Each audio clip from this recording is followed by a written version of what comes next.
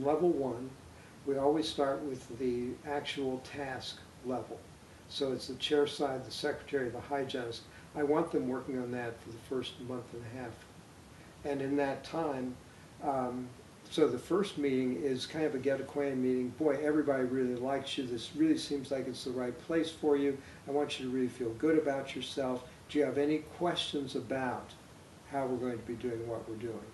And then usually they've got at least 7 or 8 tasks that they've already accomplished too, and then I can say to them, wow, I can't believe that you've got all these accomplished already. You're well on your way. That's just what we like to have. Then probably within a couple of weeks, I'd like that second. Now they have to set the time, and I would expect that I'm going to use probably 5 meetings with that person per level. So the second meeting is going to be primarily on the chair side, and I'd like to have a half to 2/3 of the tasks from the chair side of the secretary finished at that second meeting, and we'd start the concepts of the general level. The next meeting, it's going to be probably half and half, and then by the 4th meeting, I'd like to be wrapping up where we are in the general level, and they should have their tasks pretty well under control. Now what you're going to find, as I find with almost all the people that I work with, the tasks are pretty straightforward. A, B, C, D. And you'll know when you're done because you can see it. But the general levels are not that way, and that's tough because those are the people skills.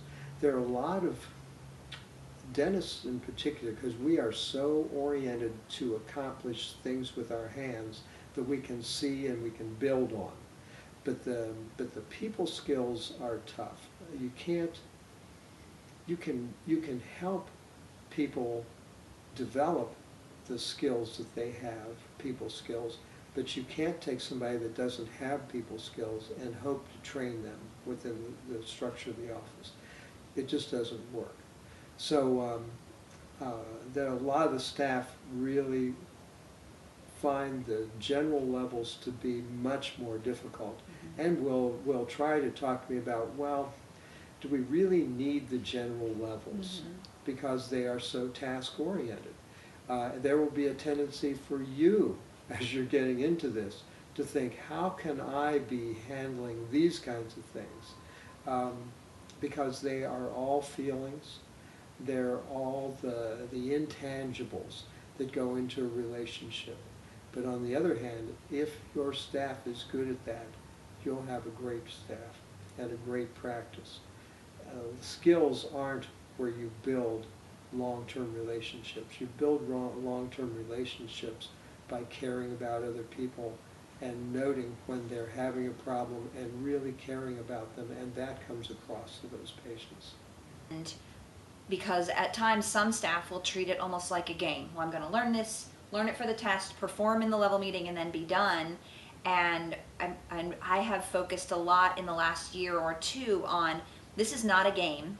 This is actually learning skills that you can use. You can use with your patients, you can use with other staff, you can use in volunteer organizations, you can use with your family, you can use at Thanksgiving dinner, you can use throughout any social situation that you're in with other people, because we teach them, how do you handle when you're in conflict with someone? How do you solve a problem? How do you identify the kind of personality that you have so you know what your strengths and where your challenges are? And how do you identify the personality of the patient or the staff person that you're dealing with? So again, you can work through just some of how we each see the world to help serve the patient, to accomplish complex medical, dental treatment, and to help the person still feel that we're actually caring of them, not just their teeth. I hope to capture some of that piece of, this is what you're trying to accomplish, this is how you'll know when they've learned the communication skill. So that's definitely a piece that I think really makes this system unique, because it's not simply a system of, we're going to train you on how to use this sterilizer, or how to make financial arrangements, or how to schedule this appointment. All of those are available in a variety of different places, and I hope that by pulling them all together, it's a more organized building career piece. But just as we had an assistant within the last month that has excellent clinical skills and very high level of training in terms of tasks. What she's struggling with is communication skills, and that gets her in serious hot water. Hot water with her dentist sometimes, definitely hot water with patients. And now we have a system in the practice that we can kind of swoop in, take care of things, smooth out the relationship, and help things move on. But at the same time, we recognize she has a high level of assistant skill, but her communication skills are getting her in trouble. And we have an approach that can help her to solve that. There may be someone that you're imagining on your staff that fits this description. Just think if you had an approach so that she could keep her job and you could maintain her on your staff, because she does have excellent clinical skills. Hopefully this system helps her keep her job. Another thing I was thinking of as we're talking, because we're going to put continual pressure on each member of your staff to continue learning and building and growing themselves professionally.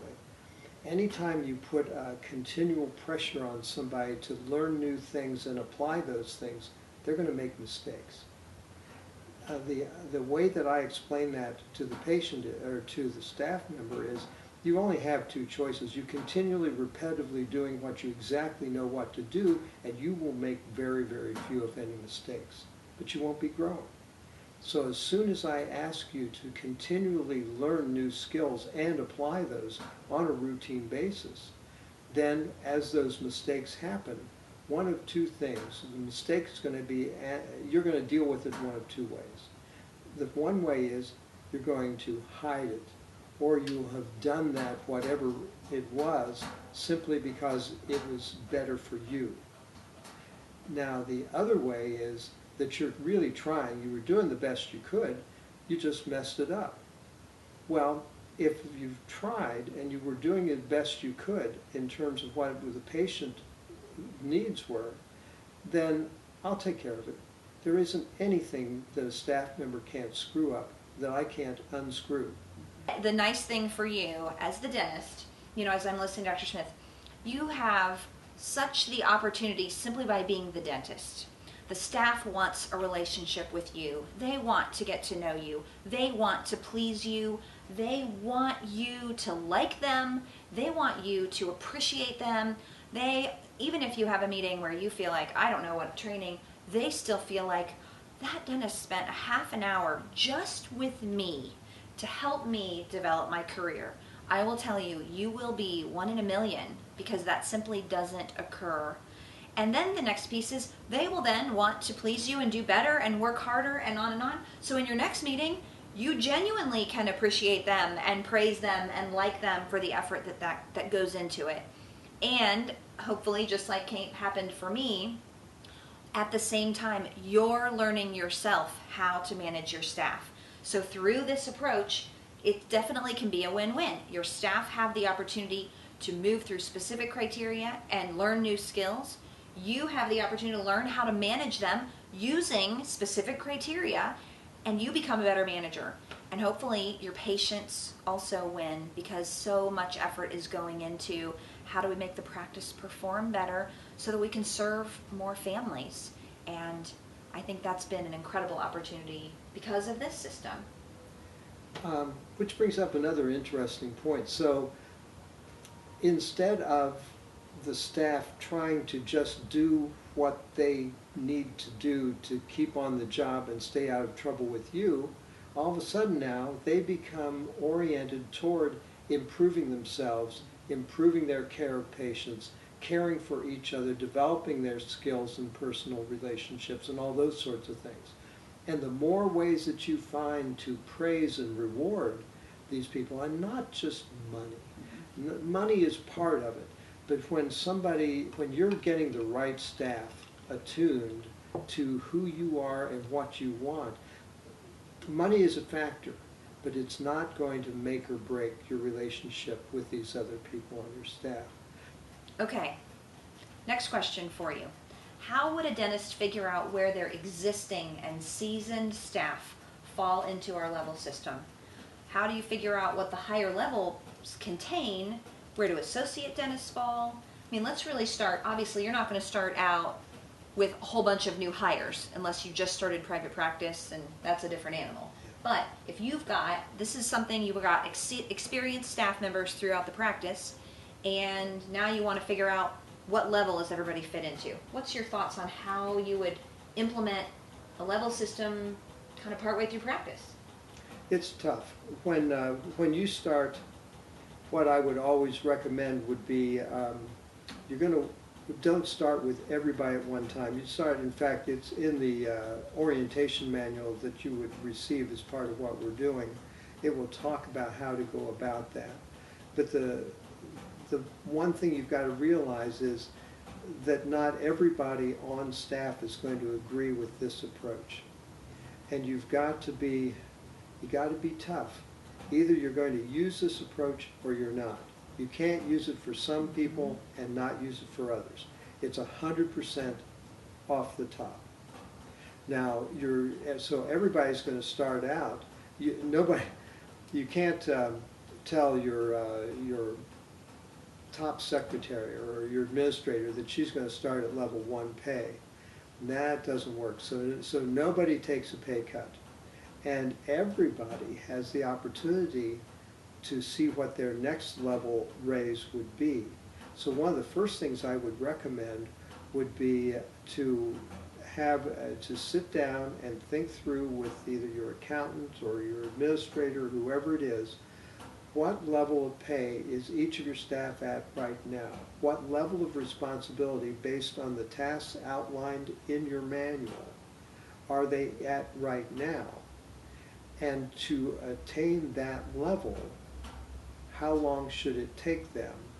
And when they get to the level where they are now, but fleshing it all out with all the people skills in the general level and with all the extra things they're learning and developing the communication skills, then they should get a raise. Even though they'll be doing about the same things that they're doing now. What you really truly have to believe is they're doing it a lot better. And they're doing it as a team rather than as individuals. Then it gets easier. But what you're going to find is that you're going to lose some staff. There are a number of them that are going to say, why are we doing all this? I don't want to do this. This is just whatever word they want to use, which probably doesn't fit well with what we're about anyway. But if you truly want this system, there is this difficult period. The other thing that's difficult with this is it's going to take a significant amount of your time to do this. Now, the way that I would have you think about that, let's say that Jill and I were in Orlando, Florida. And so you wanted to learn this concept, and we said, sure. Now, the way we're going to do, we're going to come into your office. We're going to spend 3 days, don't see any patients, and we're going to be walking around. We're going to be talking to people. We're going to be doing all this. Then we'll be back in about a month, and we'll have all this organized. And then I want you to take a day and a half off. And we will go ahead and give you from on high how you are going to run your practice to meet our standards. And then every 6 months, I'd like you to come down to Orlando for just a couple of days so that you can pay me a few $1,000s and Jill a few $100s and learn more about how we can make you better by doing it our way. Does this sound familiar? And how much time have you spent doing that? And how many, I've had one of my good friends, a really fine dentist, wanted to help his staff and reward them, so he took them on a cruise in the Caribbean for 3 or 4 days. And within a year, 3 of them had quit. Well, you know, that would have been nice to know before you put all the expense and took all that time out of your office. So it's not that you're not taking time out of the office for the staff. The question is, are you getting a result for the time and money that you spend compared to what we're going to offer you here? And you're the only one that can answer that.